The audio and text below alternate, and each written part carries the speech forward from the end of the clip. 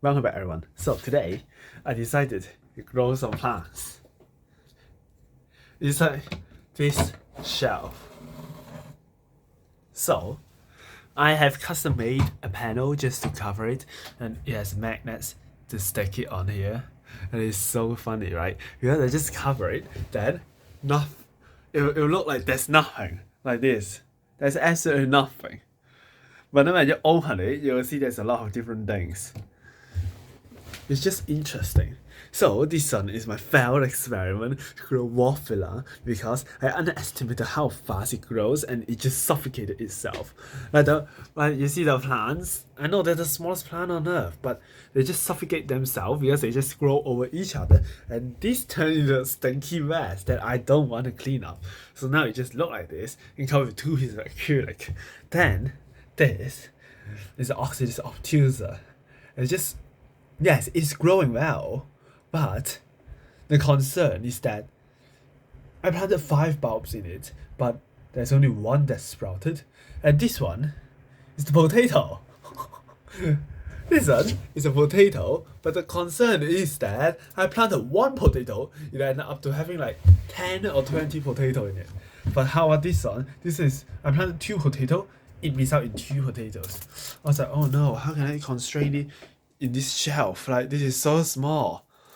This is like 40 centimeters, and then this is like 35 centimeters.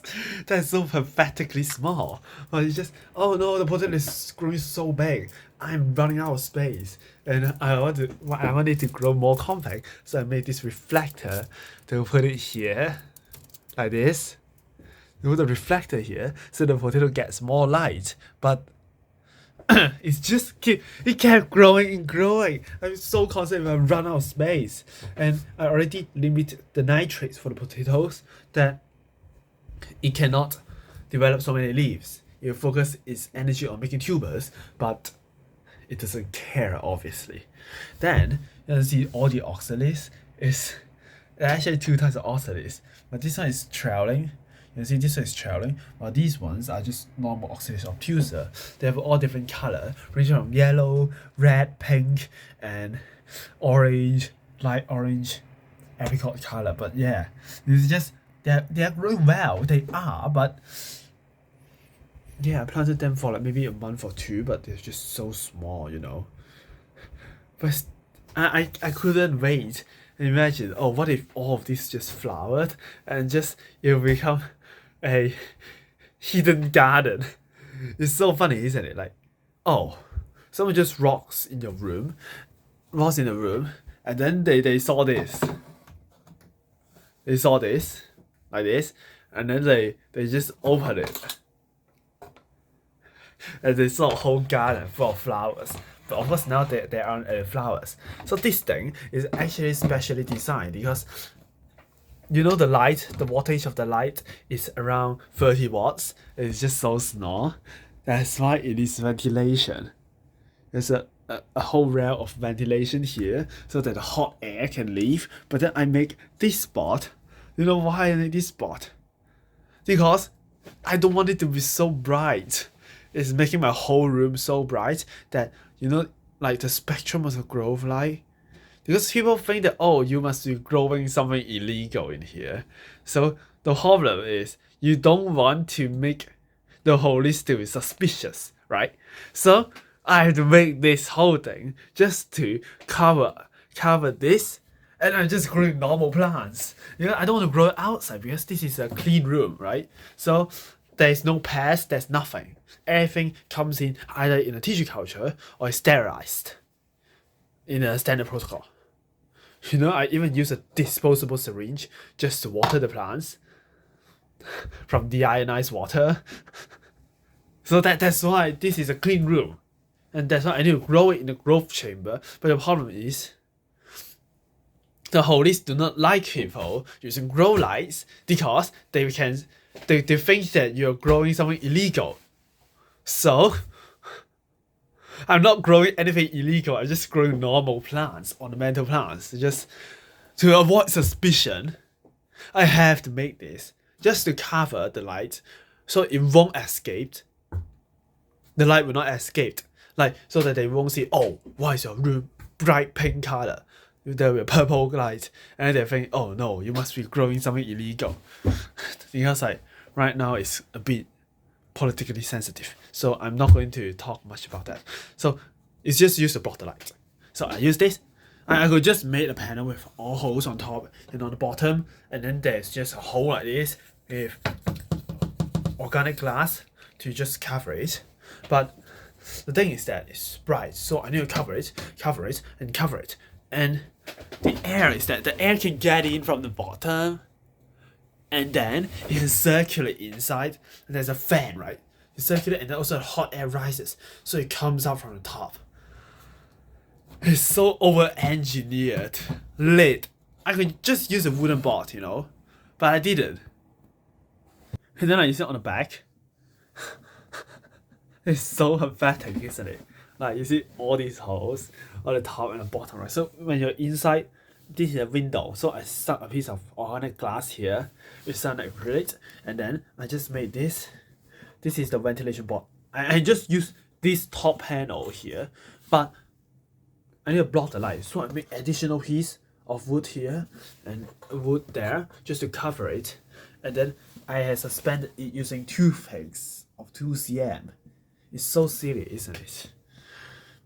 And then it's just tape as the hinges. If you have a laser cutting machine, you'll be so happy. Haha, this is just magnet on the tape. It's so silly, isn't it? Then you see, oh, it's just elevated. So the air can go through here, and then go up here, and then just escape from the top. So when you put it back, you just put like the magnet. It will just stick itself onto the magnet. Right, then it's done. It's covered. And this one is, yeah. This is just growing random plants. See, all this is paramecium. Means I need to feed the fish. Then I can just remove this. This is a cheaper grow, like 10 watts. So I only grow cheaper stuff. But yeah, you see, this is a candy bar. You know, I made my own plant sign. It is so funny, isn't it? Just make my own plant sign because I spare time with and a spare piece of acrylic. Yeah, so funny, isn't it? But this sign can be used for anything.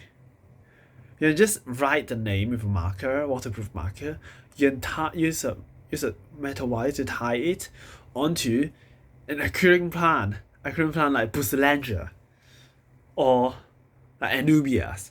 Oh, you want to say, oh, we're going to Anubias nana petite, and then you label it, and then you just tie it on the back and just stick it in the substrate like this. Or alternatively, you have wine, right? So you have a climbing plant. You would just like use a string and tie it here, and then tie it to the plant, and tie it like this. See, because it's the organic glass acrylic, right? Plastic glass. It looks nice. It just looks neat, you know.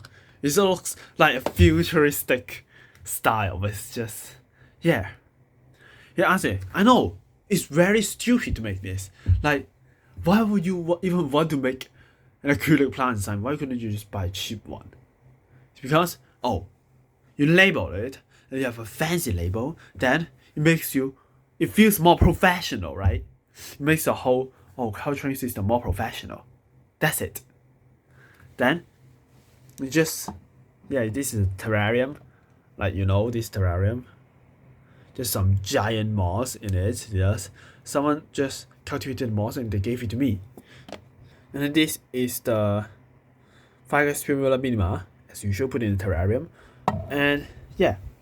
So this one is just the Ficus pumila quadrifolia. So it's the oak leaf creeping fig. I just so wondered if I can just turn it in a mature state. If I turn it in a mature state, because Ficus pumila is a plant with heteroblasty, so it means that there's a juvenile state, right? This is a juvenile state. So they are sterile, they cannot make fruits, right? So I wonder if I can make them to grow in the adult state, like they can grow fruiting branches. So it's the mature stem, reproductive branches, reproductive stems. It's triggered by growing in height, right? So let's say I get a trellis and let it keep growing on top, and suddenly boom, it wants to reproduce, then it will shoot out mature stems, And if I cut the mature stem, it'll be a mature plant. But if I cut the stem from immature part, right, then it will be immature forever. And if I don't put it in the trellis, I grow it in a terrarium way, it's always going to be immature. But if I grow it, like if I get a mature stem, it will always behave as a mature plant.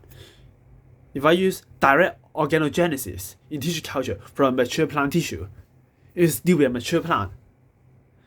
Maybe Collis culture in direct organogenesis can turn it back into a juvenile state, but it's locked because there are a lot of genes that are methylated.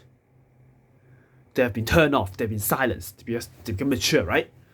But then the mature stem can reproduce, but if you're not in Taiwan and you're not in that specific region where those wasps, the fake wasps, is present, then they will not be able to fruit because their synconium flowers are unable to be pollinated.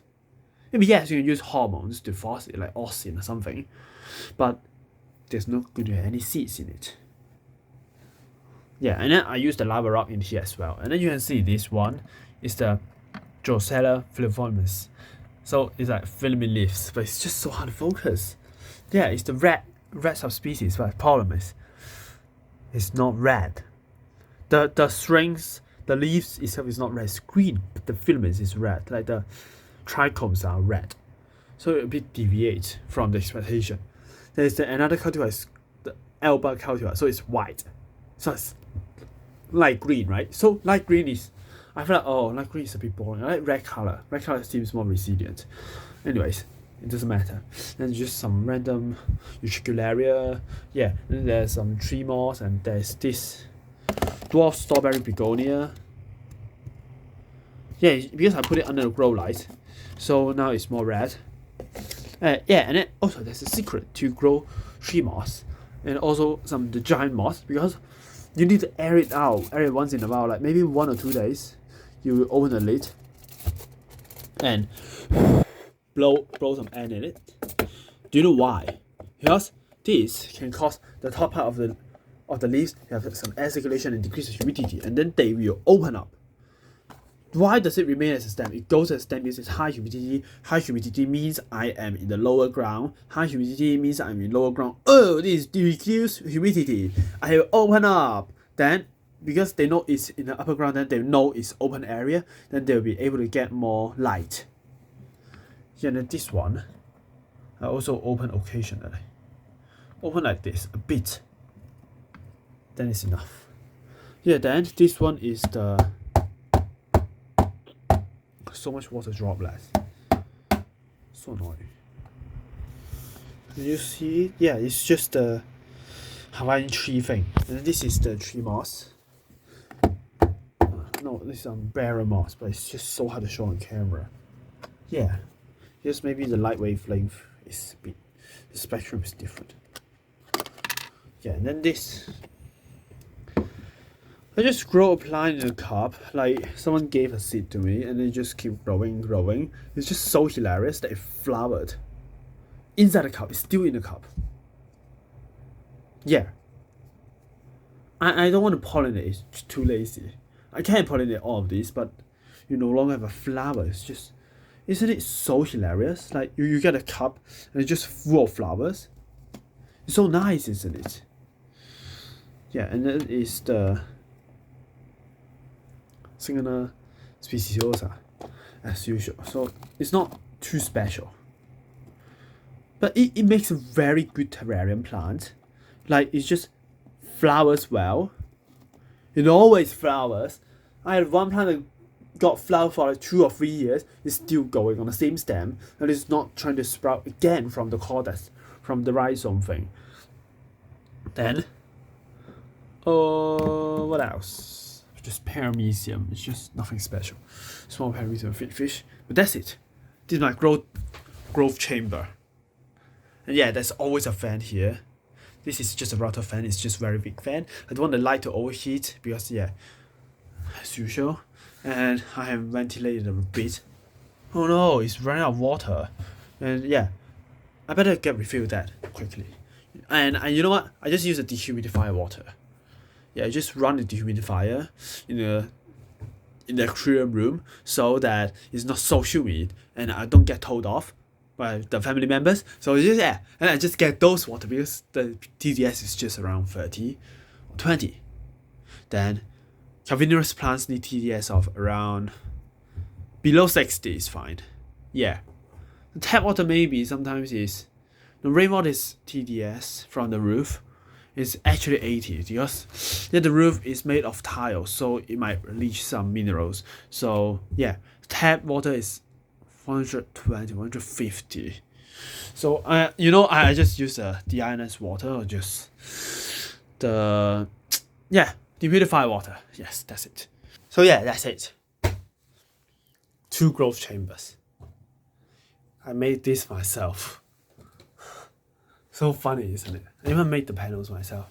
Hope one day I'll make the light. Then I will learn how to make the light. Then yeah, done. And one day I'll make an aquarium from the glass itself. Then yeah, I already made an aquarium with glass. I know how to use a silicone. And then next step is we build an aquarium. But my current goals is to make aquarium fertilizer, aquarium starting powder, bacteria powder, nitrifying bacteria. I hope to make aquarium soil because I knew what to add in the soil already. But I want to get a pelletizing machine, pelleting machine device. I'm gonna make fish food. And then I'm gonna make insect food. And hopefully one day I'll make parrot food as well.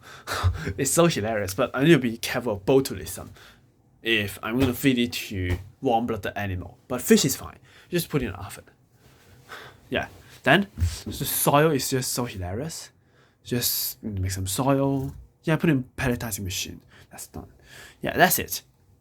Maybe I'm gonna make a aquarium light.